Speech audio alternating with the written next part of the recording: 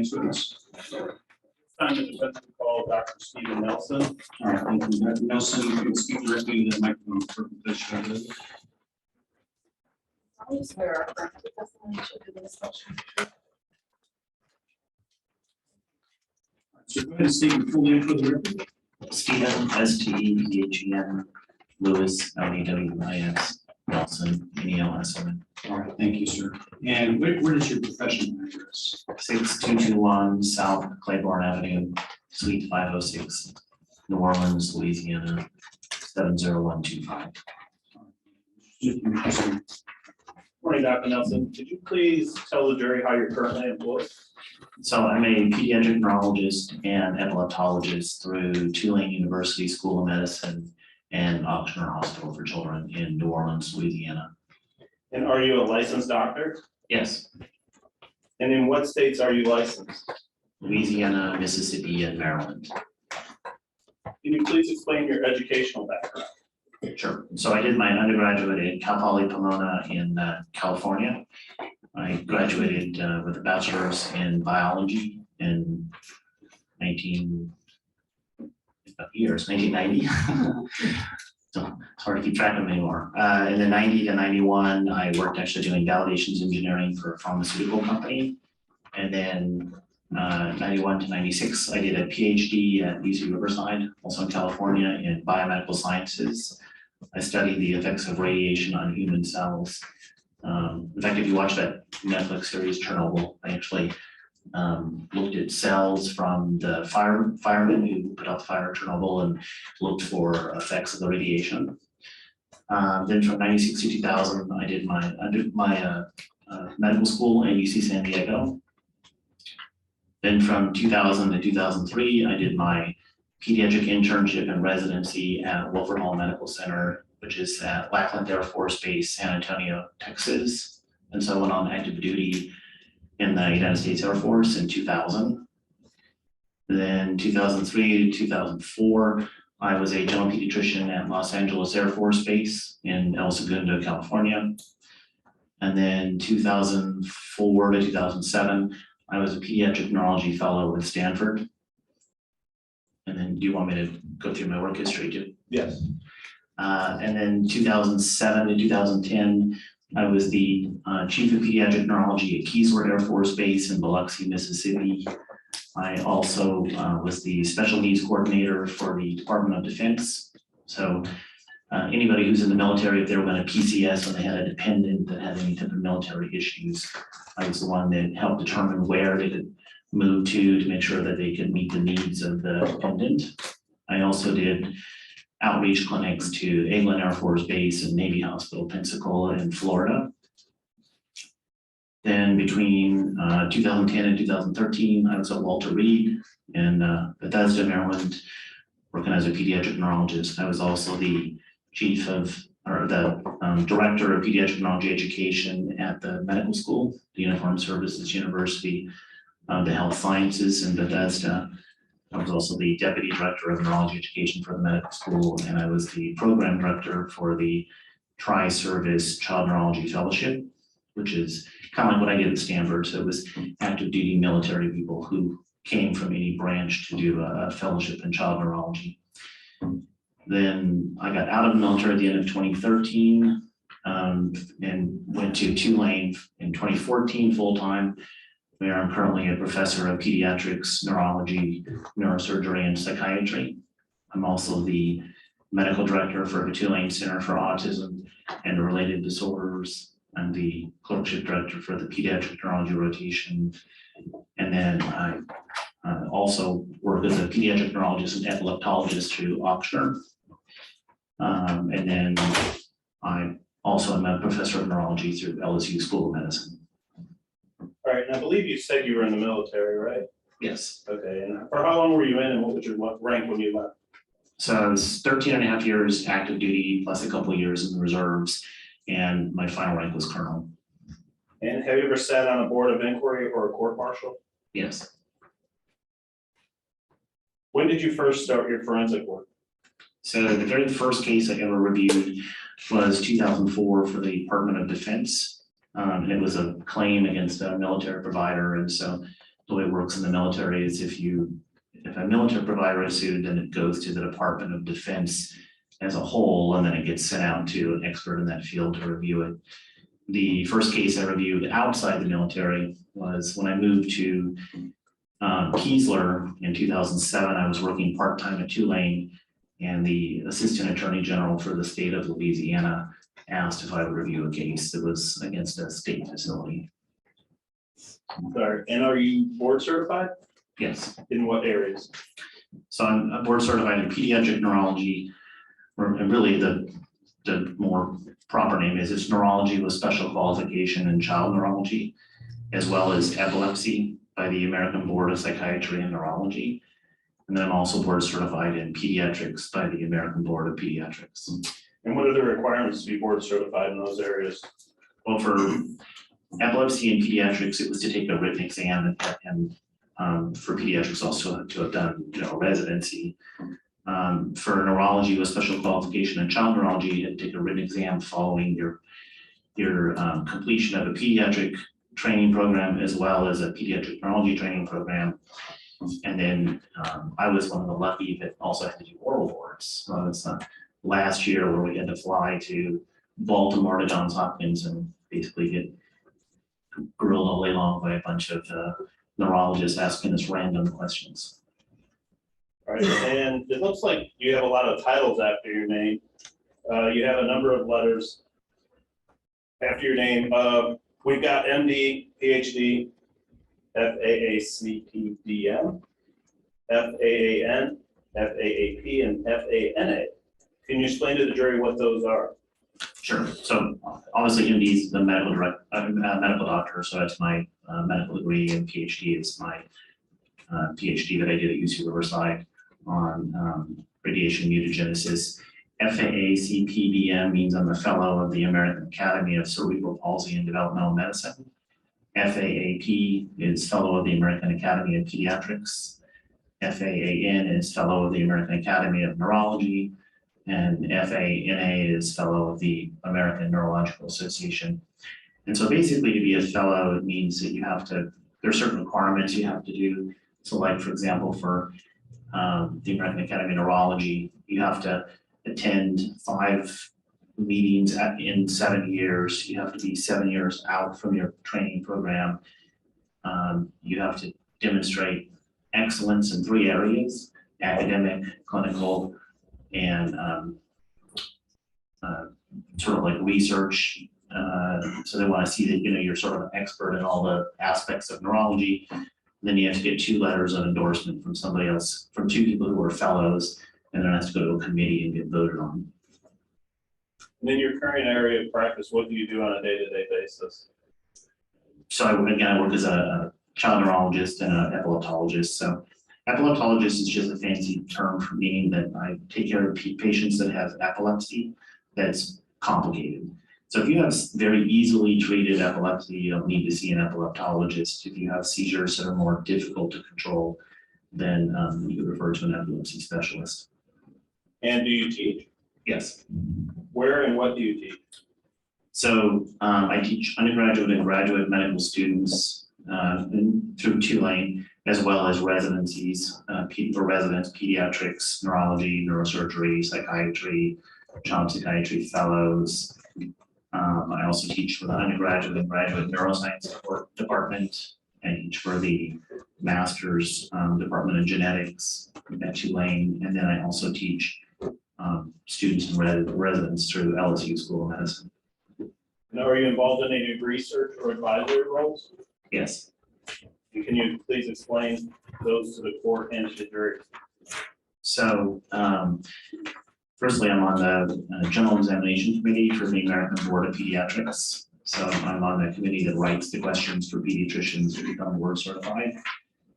I'm also on several state level or national level committees or boards related to epilepsy management, child abuse, genetic disorders, environmental toxins, things like that. And then my research focuses on really the genetic causes of epilepsy, autism, developmental delay. And what are clinical appointments? Clinical appointment just means that you have privileges at that hospital, and so you can provide patient care through that facility. Can you please describe to the court and to the jury your clinical appointments?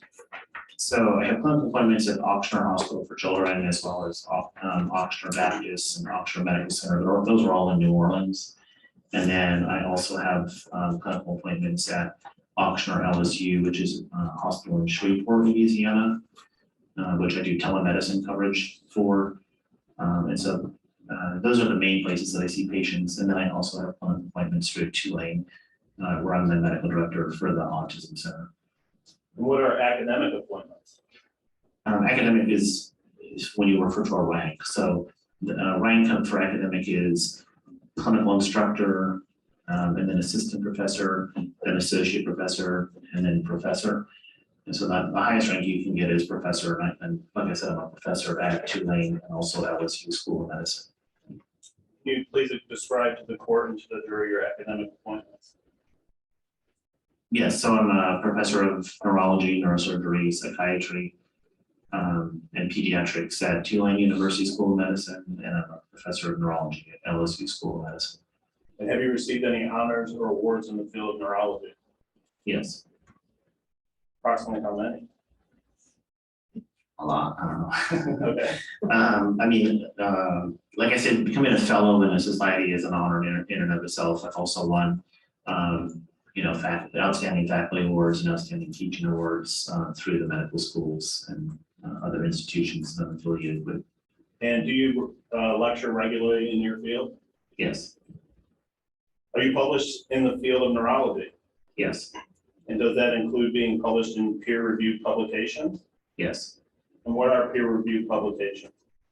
Peer review just means that you write an article and you submit it to the journal, and it gets sent blinded to other people in your field to review it and determine if it should be published or not published. I also do that as part of my capacity that I'm a reviewer for a number of journals. And so when other authors in the field submit journals, I review for the journals, or I also am like an associate editor or senior editor for several journals or neurology sites. Have you testified in court before and given your opinion in certain areas of medical practice? Yes.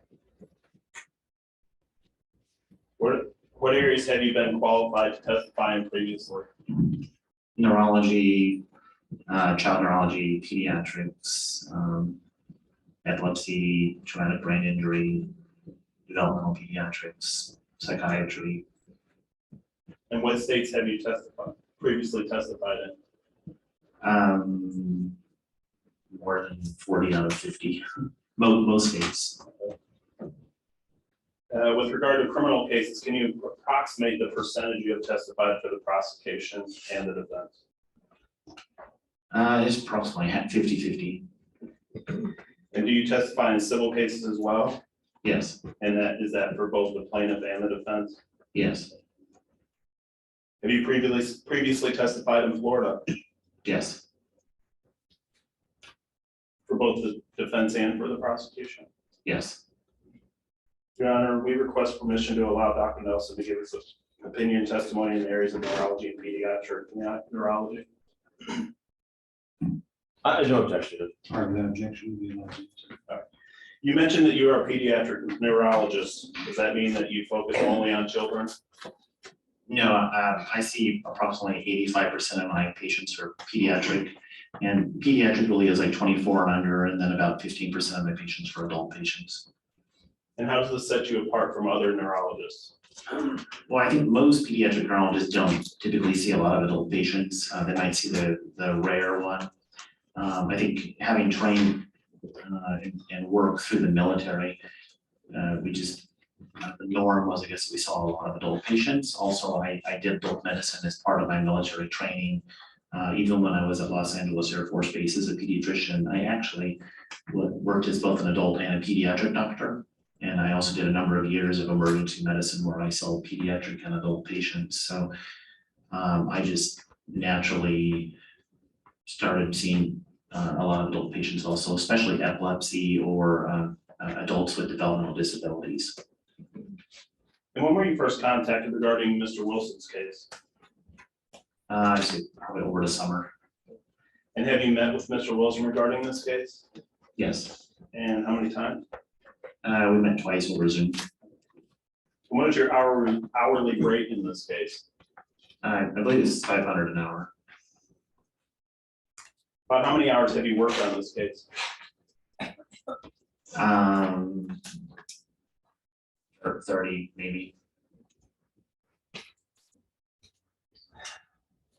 Do you and other similarly situated practitioners rely on records, patient reports, and reports of others concerning a patient's past history in order to formulate opinion? Yes, I mean, that's true whether it's a forensic case, meaning that it's in the medical legal capacity, or if I'm seeing a patient in clinic, I still rely obviously upon medical records and reports by other providers. And did you review a collection of records and reports to assist you with your evaluation of Mr. Wilson? Yes, Did you review the testimony of other experts? yes, And did you review photos of the imaging that was done by, I guess, that Dr. Snyder testified about yesterday? yes. Are you offering an independent opinion on the imaging? No, I mean, I'll discuss what the imaging means, but I didn't, I'm not offering an independent interpretation. I'll defer to Dr. Snyder. I'd like to shift gears and speak with you about your knowledge in your specialty. From the perspective of a pediatric neurologist, can you please explain how a child's brain grows and develops while in utero and after birth?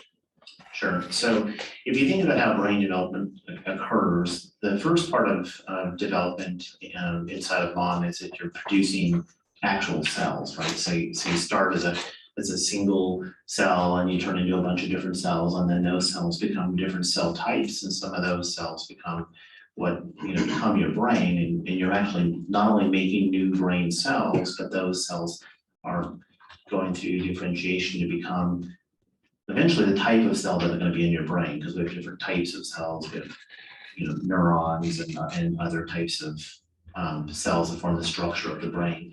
And then those neurons even migrate. They actually start on the inside of your brain, and they, for example, the cells becoming gray matter, which is the outside of your brain, actually migrate from the inside outward. And so that's all occurring during inside of mom. Once you're born, you don't make any new neurons. Then what you're doing is you're basically making connections. And those connections become more and more elaborate, and that's really what causes brain growth, is all these connections between the parts of your brain. So intrauterine, you're making cells and you're putting them in the right place. Extrauterine, after birth, you're then doing all of the connections to try to make your brain work the way it's supposed to work. And what are the effects of childhood trauma on the brain? So we know from a lot of experience with children who are raised in different environments, for example, poverty, war-torn environments, domestic abuse. Again, if you have a child that's exposed to a lot of emotional trauma, that the connections don't form properly. And the reason is, if you think about at my age, for example, if I decided that I wanted to be a world-class pianist, it would be impossible because I've pruned out all the neurons that would make me a great piano player. And I've kept all the neuron connections that allow me to do what I do, right? This is why when you're a young child, it's easy to learn a language, and when you're older, it's much more difficult to learn a language, because when you're 40, the connections that you would have needed to learn a language have been sacrificed so that you can do what other things that you do in your life. So when you're raised in an environment of chronic stress, then you actually prune, and prune means that you get rid of the neurons that do a certain function, or you get rid of the connections between neurons, kind of like how you prune a tree. So you prune the connections that allow you to go along the developmental trajectory to be a person who can function in society in a certain manner, and you go along a different developmental trajectory, which allows you to survive in the environment that you're in. But unfortunately, the skills that you develop to survive in a chronic stress environment are not necessarily the skills that you need to survive when you're not in that environment. And so you end up becoming a less functional adult or a non-functional adult. And we see this unfortunately in children who are raised in any type of environment of chronic stress.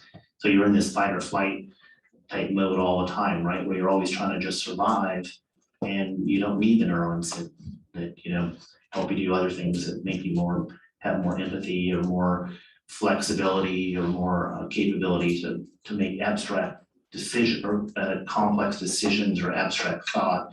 And instead you focus all of your development on trying to survive the situation that you're in.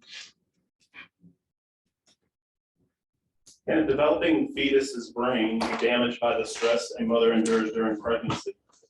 Yes, so there is literature, for example, mothers who are a victim of domestic violence, or mothers who don't have adequate nutrition, or unstable environment, that actually affects brain development of the fetus also.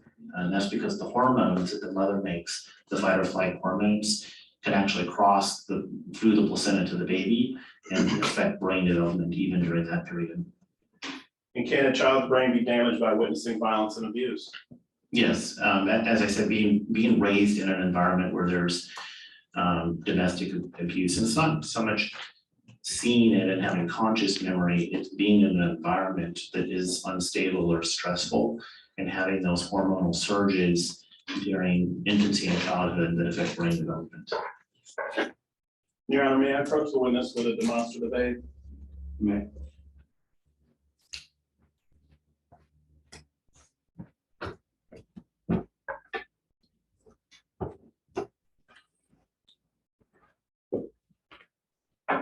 So we have a model of the brain here. Can you please go through the model and explain to the jury the parts of the brain relevant to your testimony today and what the function of that part of the brain is?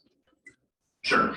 So, and just to give a little background, you probably went through some of this with Dr. Snyder, but when you're looking at the brain, obviously we have two halves, right? So this would be the right hemisphere, and this would be the left hemisphere, and the two halves are actually connected by the corpus callosum, which I think you've heard about from Dr. Snyder. It's one of the areas that Mark had evidence of injury on neuroimaging. That connection I'll show you when we take it apart, but that's kind of a specific part of the brain that's commonly injured with any type of like traumatic brain injury, for example. If we look at the brain then from the top, so this would be the frontal lobe, this would be the parietal lobe, this would be the occipital lobe in the back, and then I'll show you the temporal lobe is kind of buried down on the side. And so the areas where Mark had abnormalities, he had abnormalities in the parietal lobe, which are important for visual processing of information. So visual spatial orientation, it's things like facial recognition, counting, processing visual stimuli, and also visual memory. And I know you'll hear testimony about that Mark has deficits in verbal and nonverbal memory, for example, and visual and memory impairments. And so visual memory is processed through the parietal lobe. The occipital lobe, which he does not have evidence of injury in, is more actually for vision itself. So people who have occipital lobe injuries, they're blind. That's not an area that is an issue for Mark. Take this out. Okay, so then if we take it out, again, just sort of to orient us, now we're looking at the bottom of the brain. And so this area is like falling apart, but this is your cerebellum. That's important for coordination. He doesn't have any issues, but I removed that so that we can get to the temporal lobes. So remember I said the temporal lobes were kind of buried down on the side. And so he had abnormalities in his temporal lobes. The temporal lobes are important for auditory processing, so sound, auditory memory. So again, like verbal memory, for example, versus the parietal lobes are more for like non-verbal memory. And then the temporal lobes also help affect emotional regulation. So they process information through the limbic system. And the limbic system is things like the amygdala, for example, which was one of the areas that Mark also had abnormalities in. And we'll take this apart here. So this is corpus callosum here. That was, again, the connection between the two halves that Mark had an issue with. This is the brainstem. And if we kind of dig out the brainstem and we get deep in here, then we have, again, the amygdala kind of sits in here along with the basal ganglia, and it connects to the, what's called the limbic system, which really connects the temporal lobes and the frontal lobes. And so, hopefully I'm making sense of this, but so your temporal areas, which is where you process memory and store memory, the very middle part of that's referred to is the hippocampus, which is where it's important for memory storage. A lot of our memory is stored with auditory or olfactory or visual cues. So if I'm objective, it's just narrative. Made a vote. No, so just a little bit directed, that's fine. Sure. All right, Dr. Nelson, Dr. Snyder testified yesterday that Mr. Wilson had several areas of abnormality in his brain scan. Can you please explain what the potential effects of these abnormalities were? Sure. So maybe the shorter way to get to it is, you mentioned the parietal lobe was one area that was abnormal. Again, that's for visual processing, visual memory. And again, things that come through the parietal lobe when we convert it to a memory goes to the hippocampus, for things that come from the temporal lobe, which is auditory memory, for this auditory processing, where he also had an abnormality. Then that means that those individuals who have those abnormalities have problems with visual and auditory recall. And so when you test them for verbal and nonverbal memory, you see deficits in their memory. The other thing though is he had abnormalities in the hippocampus, which again is for your memory, and he had evidence of abnormalities in like the amygdala, which is the structure that's for your limbic system. And limbic really is your fight or flight system. So when the limbic system gets activated, it makes your heart rate go up, it makes your pupils dilate, it makes you, ready to fight. And people who have limbic system abnormalities, they can have an over response to emotional stimuli. So they can become, they may cry, or they may get angry, or they may have other emotional type of abnormalities. And it's important because the limbic system is also controlled by the frontal lobes, which Mark has evidence of abnormalities on this neuropsych testing, which are supposed to rank down the limbic system.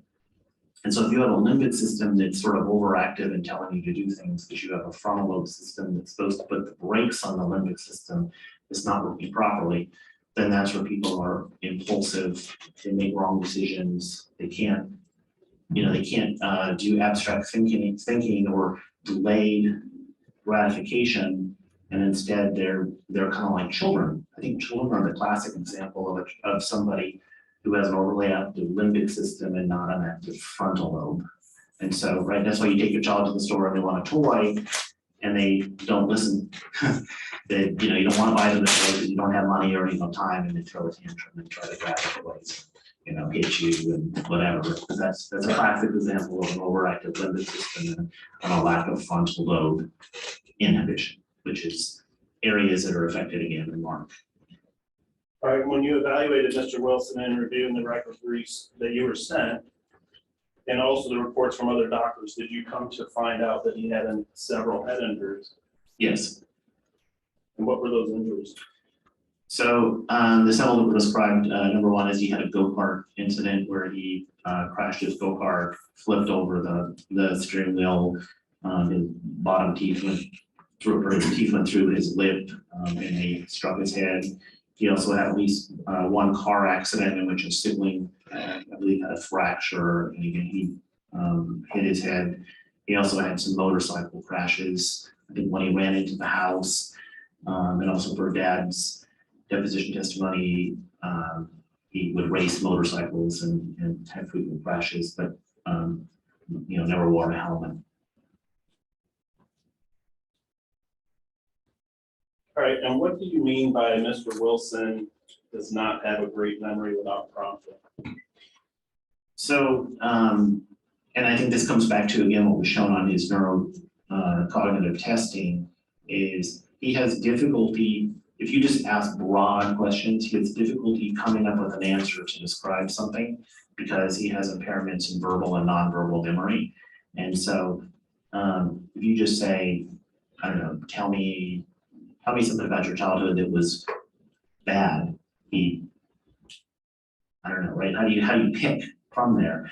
So if you're specific, then you can help guide him to the memory that he's trying to recall. So if you say, well, tell me about an example where you saw X, or tell me about an example where you struck your head, or tell me about an example where you crashed your motorbike, then the memory's there. He just can't pull it out of the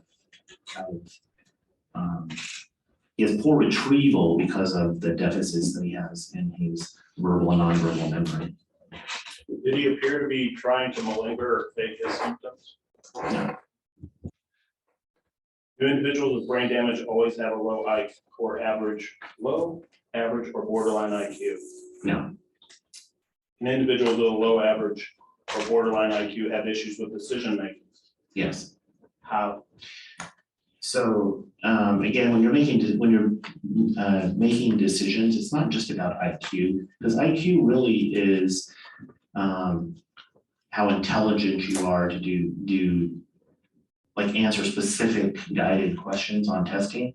But when you're trying to make complex decisions like abstract thought, like gratification, executive function, that's a much higher level. A classic example of that is your adolescent, right? Your 14-year-old child can do geometry and read Moby Dick and tell you about what it means, but they can't do common sense things like, you shouldn't ride on the hood of your friend's car, or you shouldn't, invite all your friends over and party while we're out of town.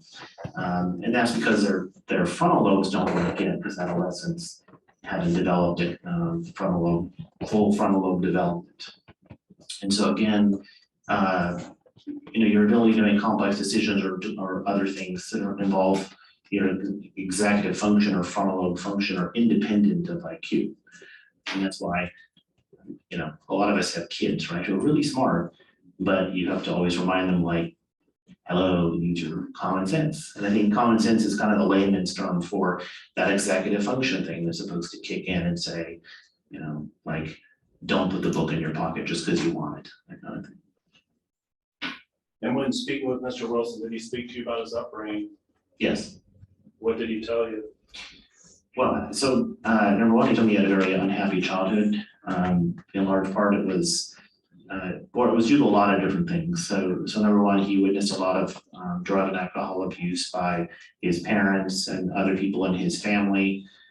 He was introduced to drug and alcohol at a very young age. So late childhood, he was already using both drugs and alcohol. And he unfortunately had a sustained pattern of that through much of his life. Furthermore, he witnessed domestic violence and violence by his father towards his mother, as well as other women that his father dated. But I think the biggest thing is he just felt a constant sense of never having a place to belong, or never having any type of safety. He was moved from state to state and home to home without any type of stability. He never had time to make friends. He never had time to, establish himself in a school setting. Again, so there was always this constant sense of wondering if he'd have enough to eat, wondering if he'd have clothes to wear, having his stuff taken from him or sold, to pay for things, like drugs by people in his family. I think when I asked him to describe in one sentence what his childhood was like, he said, really a constant sense of never feeling safe, never feeling that he had a home. And would this traumatic and chaotic upbringing have had an effect on Mr. Wilson's growing and developing brain as a child? Yes, I mean, again, he lived in an environment that his fight or flight instinct essentially had to be on all the time, right? So he had to figure out what he was going to eat, what he was going to wear, and how he's going to take care of himself, and how he's going to take care of his siblings, because he didn't have a family who was providing for him in the way that they should. And unfortunately, that affects the development of that child into an adult. That would go back to the pruning you talked about earlier. Yes. Can you please tell the jury what effect having PTSD has on someone's ability to remember and recount events? Sure, and maybe some of you know, like a veteran, for example, who has PTSD from the war. So the hallmark of PTSD is that you have alterations in memory. Sometimes it can be perseverance of some memories that trigger, right? So like a veteran hears a backfire and they have an emotional breakdown because it brings back all the memories flooding back from the war. Or it can also be that memories are blocked out, so they don't remember things because they're too traumatic. They can't deal with the emotions that come up from that memory. And so literally the hallmark of PTSD is aberrant memory. And can you please tell the jury what effect Mr. Wilson's PTSD, depression, and brain insults had on his memory? So as demonstrated, obviously on his neuroimaging, he had abnormal findings, on his brain, but also on his neurocognitive testing, he had abnormalities across multiple domains. Again, that's really a reflection of all of the injuries that occurred to his brain. Being raised in an environment of constant stress due to the various factors that we discussed, combined with the traumatic brain injuries, combined with, chronic drug and alcohol abuse, and really combined with modeling, right? Like, how do we determine the type of person we're supposed to be in our life? We model our parents, right? They're the example that we look at. And if your parents don't provide a model for you on how to develop into a functional adult, unless you have somebody else who fills that gap, you're not going to develop along the trajectory to become a functional adult. Can you please give an explanation as to why Mr. Wilson has difficulties with making choices? So this comes back to the executive function deficits that we talked about. So again, when your limbic system is activated, your limbic system is all about now, what do I need to survive, right? Do I need to run? Do I need to steal? Do I need to fight? Do I need to, whatever. And the limbic system is very primitive, but it develops because it's what helps us survive in situations where we need it. What's supposed to happen though is your frontal lobe or executive function is supposed to inhibit the limbic system, except when, those times when the limbic system needs to sort of take over to help us make proper decisions. And unfortunately, in Mark's case, his the balance between his ability to inhibit the limbic system and the activity of the limbic system is tipped such that the limbic system is sort of rules the roost, I guess. And so again, he makes decisions impulsively rather than with thought. How does Mr. Wilson's brain differ from a nourished, enriched brain without deficits when making choices? So again, his brain didn't develop properly. So due to that pruning that we talked about, the connections between the various neurons and the various parts of his brain didn't develop such that he can make decisions using, sort of abstract thought or delayed gratification. And again, unfortunately, if the brain doesn't develop properly going through childhood, there's no way to go back and fix it. You can't take a pill and just fix the brain. The brain is unfortunately, permanently damaged if you're raised in an environment that doesn't promote proper brain development. And we see this not just with humans, but even animal studies. Like if you take monkeys, for example, and you deprive them from any type of interaction with their mother, then they actually grow up to be non-functional adult monkeys. Like they can't function because, again, the connections that they need to develop in order to become an adult of their species requires a proper environment, being raised by a parent that shows them love and caring. Based on Mr. Wilson's brain damage and trauma that he has endured, do you believe he is an individual who intentionally tried to make wrong choices? No. Do you believe that Mr. Wilson lacked the ability to appropriately regulate his emotions at baseline? Yes. And what does that mean? Well, I think that, what we see is that throughout his life, in people who have difficulty managing their emotions or making decisions, often they self-medicate, and that's really what was done in this case. I mean, chronic drug and alcohol abuse, unfortunately, is often used by people who have a lot of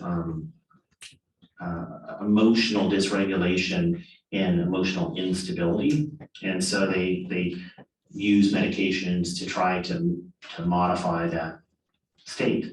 But, that actually doesn't help in the long run. It actually makes it worse in the long run. And so it just causes additional injury to the brain that makes the person more and more unable to, make proper decisions or conform within the norms of society. And do you believe at the time of the murder, Mr. Wilson was under the influence of an extreme mental or emotional disturbance? Yes. And what was that? Or what would be the reason for that?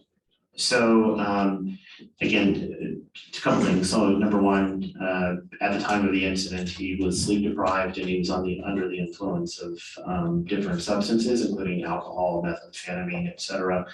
And then number two, there was some type of stress involving his belief that his daughter was at risk of harm, either of sexual molestation or abuse or some other type of issue. But at least at that time, he believed to be true. And if you combine that with his underlying neurocognitive issues and sleep deprivation and drug intoxication, where he even describes that he gets auditory hallucinations, for example, then again, that makes something seem rational in that setting, that when you're not in that setting, in retrospect, is clearly not rational. And again, I always come back to children, right? Children do things that to them seem completely rational, but they're not. And that's really, people who have brain cognitive dysfunction and combine that with drug and alcohol abuse, again, you're functioning at the level of a child. And do you believe at the time of the murder, Mr. Wilson's capacity to appreciate the criminality of this conduct or to conform his conduct to the requirements of the law was substantially impaired? Yes. And why do you believe that? Well, again, I would say that, the combination of the various injuries to his brain, again, from, the environment that he was raised in, the traumatic brain injuries, the drug and alcohol abuse, the sleep deprivation, that all of these combined made it such that at that moment, he was unable to make proper decisions. He was unable to understand the ramifications of his actions, and at the time what he thought he was doing seemed to be the right decision. That obviously in retrospect was not. But at that time, it appeared to him to be the best decision. Did you speak to Mr. Wilson about the two murders? I did not. Why not? Well, for a couple of reasons, because number one, if you look at the various statements and things like that, I think there is a lot of, he has a lot of discrepancies in trying to describe the events around the situation around the event. And I think in part is because he has a lot of memory issues. I mean, most of the questions that he's asked, he says he doesn't remember or he doesn't know. I think some of that's, again, people who have a traumatic experience often have memory issues, but we also know that just at baseline, he has memory issues. So, I don't think there's any value in rehashing what's already been laid out in a number of different transcripts. And so you had the opportunity to review his transcript? I did. And Dr. Snyder testified yesterday, he talked about clinical correlation. What is that? Well, clinical correlation just means that if you see an abnormality on imaging, that doesn't tell you how that necessarily manifests. You then want to look at the actual patient and see what clinical symptoms or signs that they have. And so that can be, a neurological exam, or it also can be neurocognitive testing. And really the most sensitive way to determine the effect of brain injury on a patient's function is to do neurocognitive testing, where you actually do standardized tests and you test things like verbal and nonverbal memory, executive function, intelligence. I know you'll get some testimony on that, where you go through these standardized tests and you can compare them to norms. You also can compare them to people who have the same IQ. And so that's where IQ is helpful. If you see that somebody has a normal IQ or slightly low IQ, but you see significant impairments in certain aspects of the testing, then that is a clinical correlation with the injuries seen on imaging. Is it your understanding that Dr. Kropp performed that testing? He did, yes. And reviewing the areas of Mr. Wilson's brain that show areas of damage, do you believe, in your opinion as a neurologist, that there is clinical correlation for the existence of a brain injury? Yes, the testing done by Dr. Crop demonstrated deficits in the areas that were shown to be abnormal, as discussed by Dr. Snyder. Can you say when these injuries occurred? No, again, I would say the injuries are a constellation of all of the injuries to his brain over his lifetime. You know, at the end of the day, his brain is what it is, and it's a combination of everything from, you know, his any injuries that occurred during the intrauterine environment up through the time of testing. So it could have happened while he was still in the womb or shortly thereafter? Yes, it could have been while he was in the womb, during childhood, or throughout adolescence, early adult life. In your opinion, for our purposes today, does it matter whether Mr. Wilson's brain was injured by a car accident or before his birth? No, again, at the end of the day, it is what it is. And are all the opinions that you shared with the jury today within your reasonable degree of medical and neurological certainty? Yes. I have no further questions. State cross-examination. Thank you, Judge.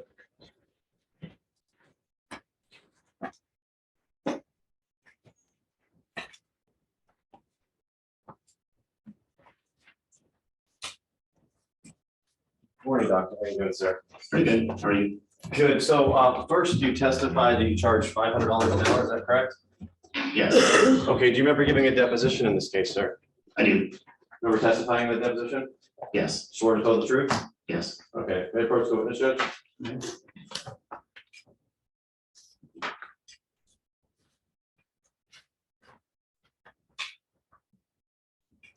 On page 45, line 4 through 6. You can look at that and read it, sir. Just for page 45, line 4 through 6.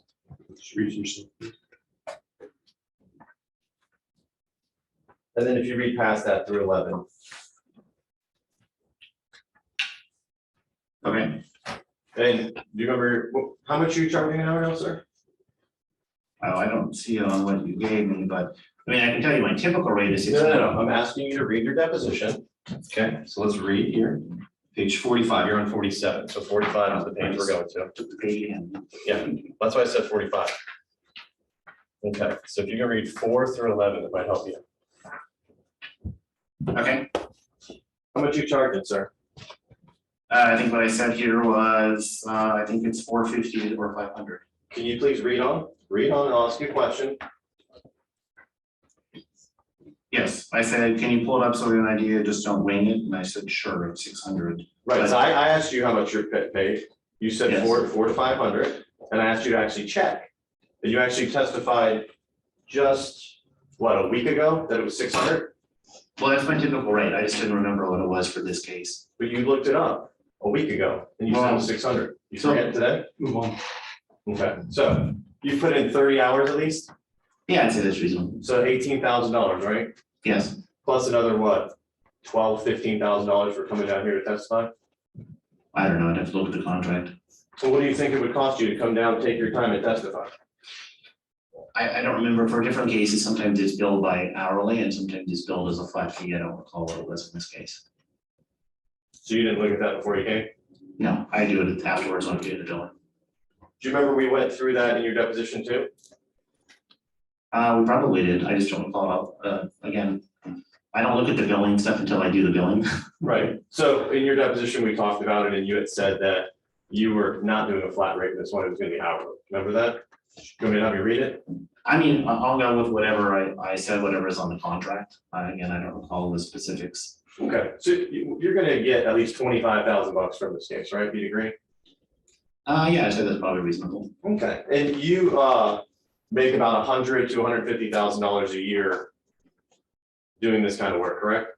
Yes, And in your time, sir, you have testified, I guess, 4 or 5, well, maybe 5 or 6 times in death penalty cases, correct?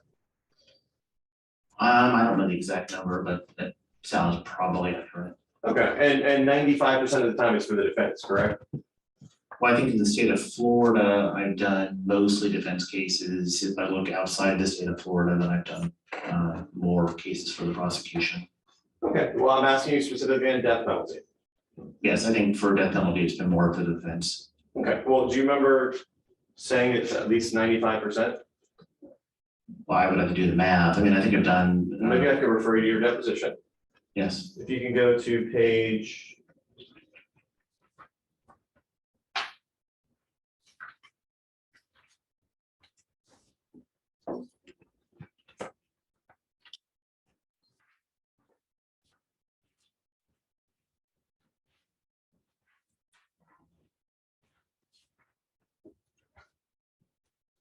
Look at page 50 if you can. And I'll have you read page line. Let's start at line 14 through 17. And just read that to yourself, then I'll just ask you the question again. Okay. And how much do you testify in death penalty cases for the defense? Percentage wise. Percentage wise? You're asking me from what's in the transcript, or you're asking me in Well, general? the transcript was you testifying truthfully, right? Yes. Okay, and in the transcript, didn't you say like 95% would have been for the defense and maybe 5% for the state, and your answer was yeah? Well, I think what I went on and clarified that answer, though. I said I do about 50-50 between defense and prosecution. I would agree that for defense case, capital murder cases, that the majority have been for the defense, though, yes. Right, you would agree with that, right? Yes. You come in and try, and when you met with Mr. Wilson, he knew you were hired by his team to help you, right? Help him? I'm assuming yes. Yeah, well, did you tell him? I mean, if you just jumped on Zoom with him standing there looking at you, don't you think he'd be surprised? Well, I mean, I did inform him that I was retained by his attorney, but I'm assuming that also the attorney had told him some information. Okay. You've been retained by Ms. Peoples on other death penalty cases, correct? There may have been at least one other, yes. Okay. The majority of the patients you see, though, are children. You'd agree? That's your specialty? Yeah, I would say that 85% of them are pediatric. Okay. And you said you're board certified in pediatric neurology, right? Yeah, technically it's neurology with special qualification in child neurology. Right. So I was trying to figure out, though, is there those people who do that in Florida who have that certification? I would assume, yeah, there's any major medical center would have child neurologists. Would it surprise you that there's over 150 of those in Florida? Yeah. Objection relevance. Just trying to illustrate that he's out of Question state. Dave, move on to the next. You can argue the points later. So you never got, when we did the deposition originally, you formulated your opinion at that time, right? About what he was doing during the time of the crime, correct? Your thoughts? Well, I formulated my opinions off the information that I had, and then since that time, I've reviewed additional information. Right, you remember that before you formulated your opinion that at the time of the capital felony, he was under the influence of extreme mental or emotional distress or disturbance, and the capacity of him to appreciate what he was doing at the time, his conduct. Before, when we did your deposition, you hadn't reviewed his statement at all, had you, sir? No, I had only reviewed some shorter like summaries, and then I had reviewed information in other expert reports or documents. So when you were testifying previously that at the time of the crime, there was these certain issues with his mental functioning, you did that before even reviewing any information about at the time of the crime, correct? So as I stated in my deposition, that was based upon the constellation of injuries that he had suffered. In other words, I don't think that was the question I asked you. So I think the question was, you made that decision before even reviewing anything at the time of the crime, right? Simple yes or no? I had not reviewed his statement. I had reviewed other testimony and other documents. So how much of his statement did you review? I believe all of it. I mean, it was several hundred-page statement. Did you watch it? I did not watch the video. I just read the transcript. So you didn't actually get the context of what he was saying, correct? I think I got the context. I mean, I read the transcript closely. Okay, well, let's be specific about that. So what does he say happened before the verdict? Well, I think it depends on where you read it. So I think when you read through his transcript, it's a little bit difficult to piece together exactly the timeline because there's some variable statements about what he did or what time things were done at. Let's be specific, because you're testifying about at the time of the crime. Specifically, before he even comes off that he did the murder to the police, what does he tell them about his timeline? Well, I mean, number one, he certainly in the testimony talks about his sleep deprivation and use of methamphetamine for several days leading up to the timeline or up to the event. Okay. And then that morning, he talks about going to the store, going to get gas for the car, going to the doctor appointment for his girlfriend. So he has a pretty good memory of what he did starting at, you remember what time he said he went to the store? I don't remember specifically, maybe 8 or 9 o'clock, something like that. So if he had said 6 or 6:30 in his statement, you would go with that, you'd agree that? Yeah, I don't recall Right. specific times. Well, and he says that he does that, and he actually remembers exactly what he gets at the store, you remember that? I think he got gas and then I think his girlfriend, Cindy, went into the store. You don't recall him saying in his statement that he went in and needed to get a specific coffee for the family, and then he went and got specific donuts for his child? Yeah, there was that trip to the store and then they went back to get gas and then I think Cindy went and bought something with part of the $10 or something Sure. that her father had given him. So he's given a pretty good recitation of his time window. What does he say he does after he goes to the store the first time, comes back with donuts and with coffee? What does he do after that? He said he comes back and lays around watching TV or something for a bit. Does he do anything else? He plays with his daughter, spends some time with his daughter. Do you recall him saying they're folding laundry? Yes, they were doing laundry, something about they didn't have power in their place, and so they were trying to catch up on laundry. Okay, so far, he's got a pretty good memory of what's going on. You'd agree of what happened before the murder? Yes, I mean, that memory seems appropriate. Right, and he in fact says him and his girlfriend have sex, right? Remember Yes. that?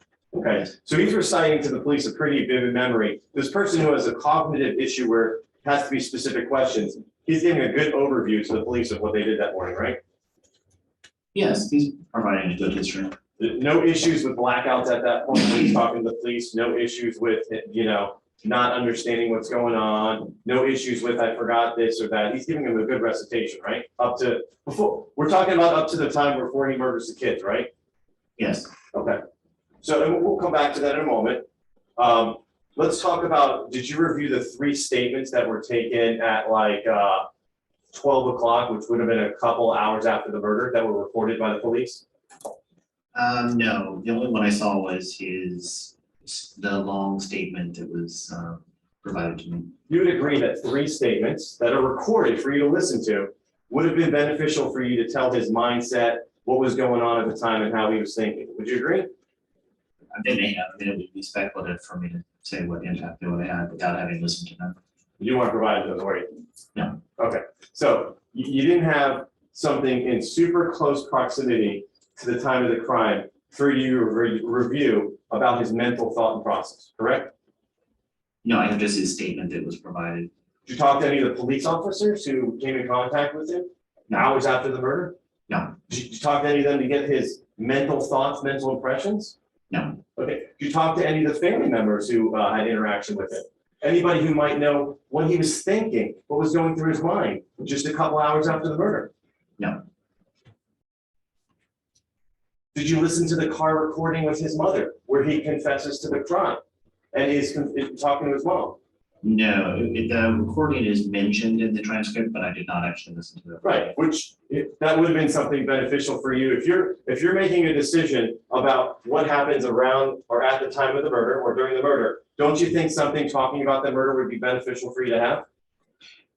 Well, again, so my opinion is really based on more his constellation of. So I know you want to go and talk about something different, but my question to you was, don't you think that would be important for you to have something about talking about at the time of the murder? Objection asked and answered.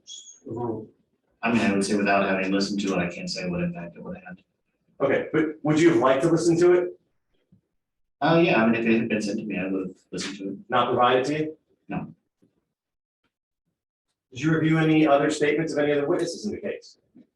No, I just reviewed the transcripts that were provided to me. Of who? The father, of, stepmother, and then of the various experts on both sides. Right, so you didn't get any witness statements from people actually in close proximity coming in contact with him? No. Okay. Did you review any of the autopsy photographs? No. Okay. Did you review any of the scene photographs? No. Did you review a letter that the defendant wrote probably about 2 or 3 hours or 4 hours before he killed the boys, talking about his mental impressions? No, I didn't see the letter. I just saw a reference to it in the statement that he gave. Did you ask for that from the defense so you can review it, to make an opinion? No. Was that provided to you? No.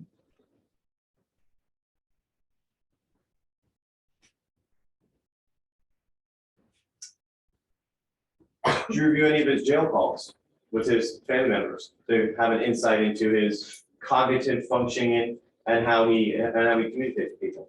No.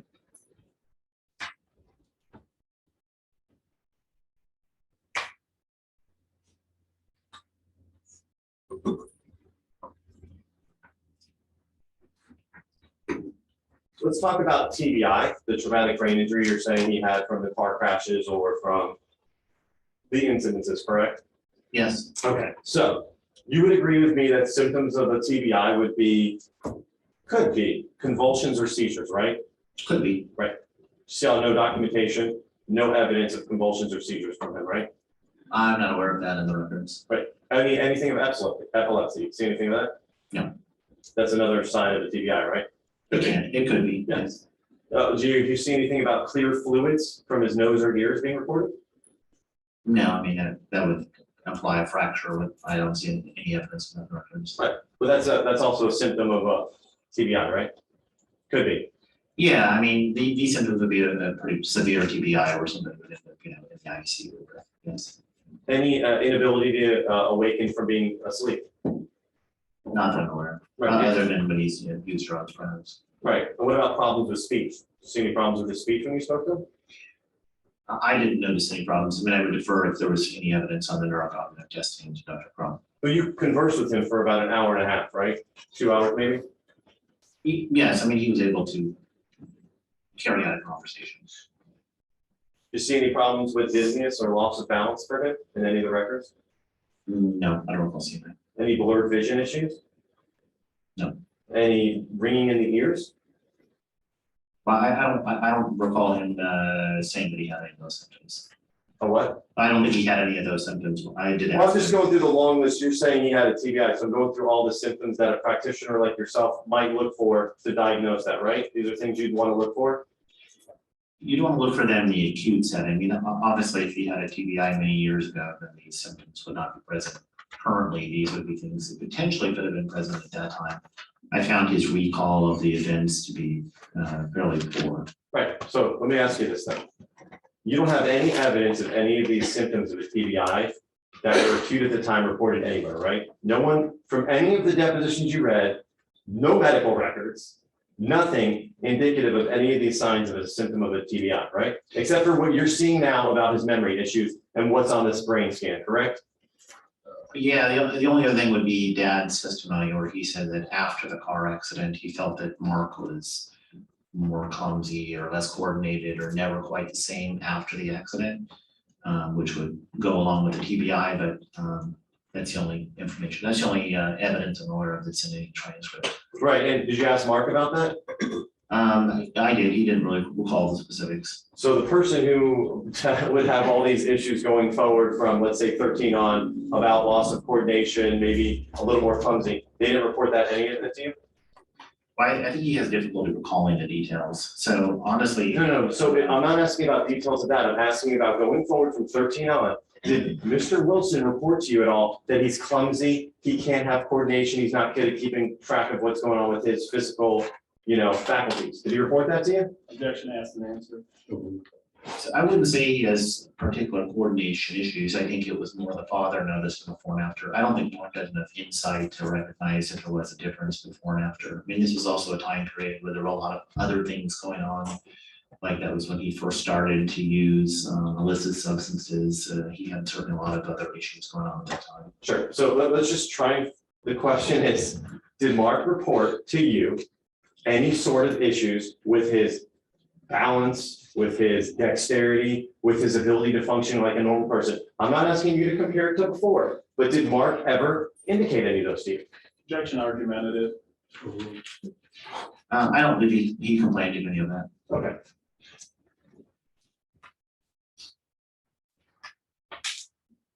You would agree he had no weakness, numbness, or dizziness, right? Yes, I mean, not by history. Again, I didn't physically lay hands on him, but at least by history, he didn't have any. And when you spoke to Mark, he never reported to you that he hit his head in that car crash, correct? No, he did. He reported that he hit his head. He thought that he had some type of head injury, but I don't think he recalled the specifics of it.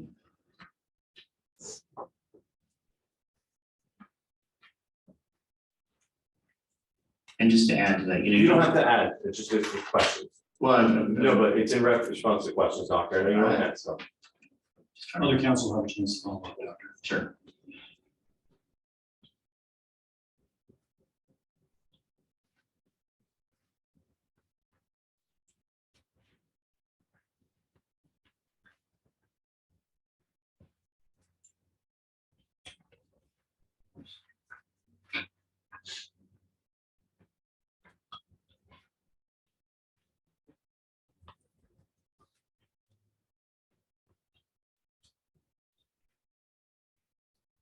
We'll come back to that in a minute. Let's move on to,